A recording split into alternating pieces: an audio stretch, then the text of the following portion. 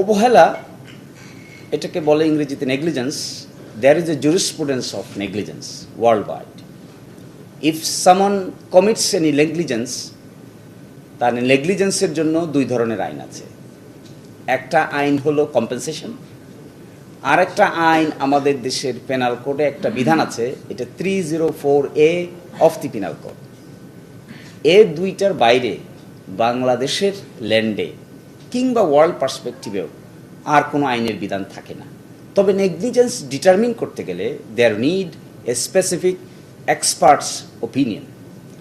যেমন একজন সাংবাদিক তার ডিউটিতে নেগলিজেন্স করেছেন কিনা এটা স্পেসিফিক্যালি আরেকজন সাংবাদিকের পক্ষে বোঝা যত সহজ, আমার মতো লেমেনের পক্ষে বোঝাটা এত সহজ হবে না।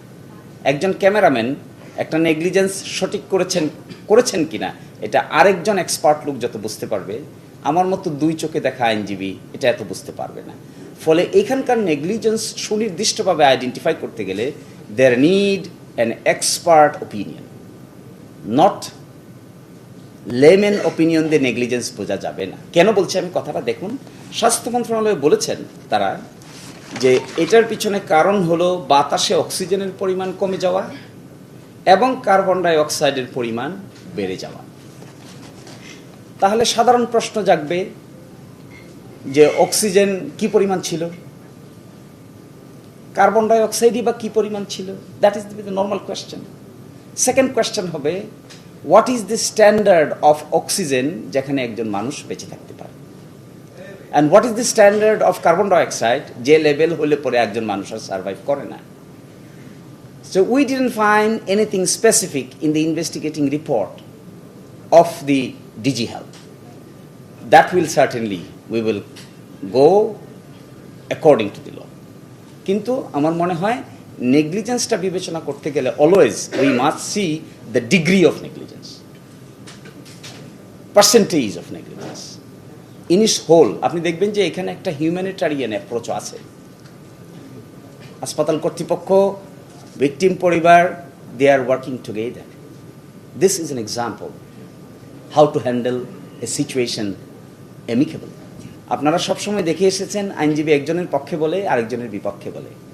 This is the common understanding, but there are some exceptions in the international level as well. There are some people who can handle the issue amicably with the parties. That is what is my position. And the second one is হাসপাতাল কর্তৃপক্ষের এই ধরনের দায় আছে কিনা, এই প্রশ্নটার উত্তর দিতে গেলে we must ascertain who is responsible for how many percentage.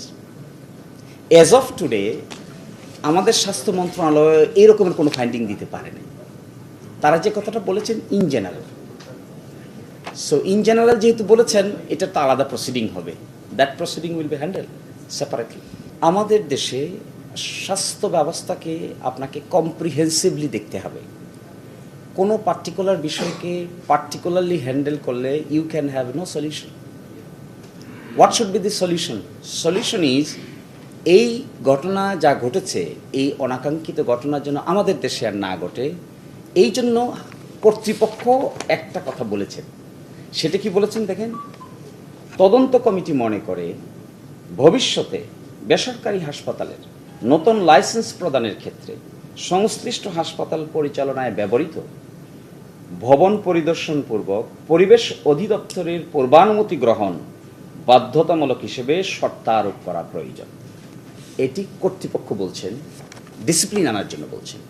Definitely health service must be sophisticated, definitely health service must be acceptable. এতে কারোই কোনো আপত্তি নাই, আপনারও নাই, আমারও নাই, কারোই নাই, কোনো পক্ষেরই নাই। কিন্তু আমাদেরকে এটাও নজরে রাখা উচিত বলে আমি মনে করি, সেটা হলো আপনি একটা জিনিসকে পানিশমেন্ট দিবেন accordings with law, then punishment দেন। কিন্তু অ্যাট দ্য সেম টাইম আপনাকে এটাও খেয়াল রাখতে হবে একটা পানিশমেন্ট ইম্পোজ করতে গিয়ে you should not lakh lakh লোকের ক্ষতি করাটাও ঠিক হবে না। So something in between, always you think something in between.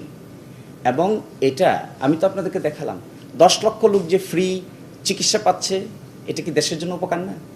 নিশ্চয়ই। 3 লক্ষ যে ডেলিভারি হয়েছে, এটা কি উপকার না? উপকার। এখন আপনি পানিশমেন্ট দিতে গিয়ে কি এটাও বন্ধ করে দিবেন? এটা কি রিজনেবল হবে?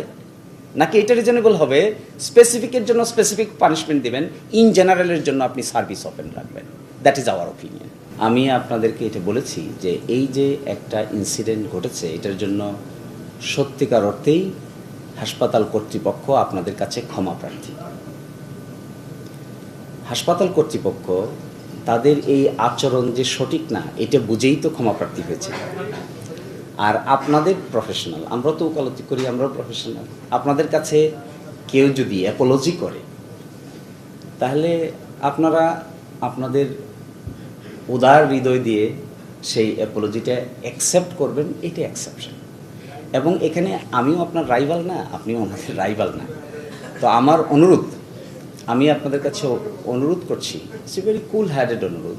নিশ্চয়ই আপনারও আমার বিরুদ্ধে গ্রাজ নাই, আমারও আপনার বিরুদ্ধে গ্রাজ নেই, কিছুই নেই, নিশ্চয়ই নেই। আমারও আপনার কোনো ব্যক্তির বিরুদ্ধে কোনো গ্রাজ থাকার কোনো কারণ থাকতে পারে না, আপনারও থাকতে পারে না। কিন্তু আপনারা ক্ষুব্ধ হয়েছেন নিশ্চিত, এবং আপনাদের এই ক্ষোভের প্রতি আমরা খুবই রেসপেক্টফুল। বিগত 20 ইয়ার্সে I have been working with prominent journalists of this nation. I found them friendly, cooperative. They found me friendly, cooperative, as a brotherly approach. তো আপনাদের এই যে ক্ষোভ, পেশাগত দায়িত্ব পালন করতে গিয়ে আপনাদের প্রতি যে আচরণ তারা করেছে, এটা আনঅ্যাকসেপ্টেবল।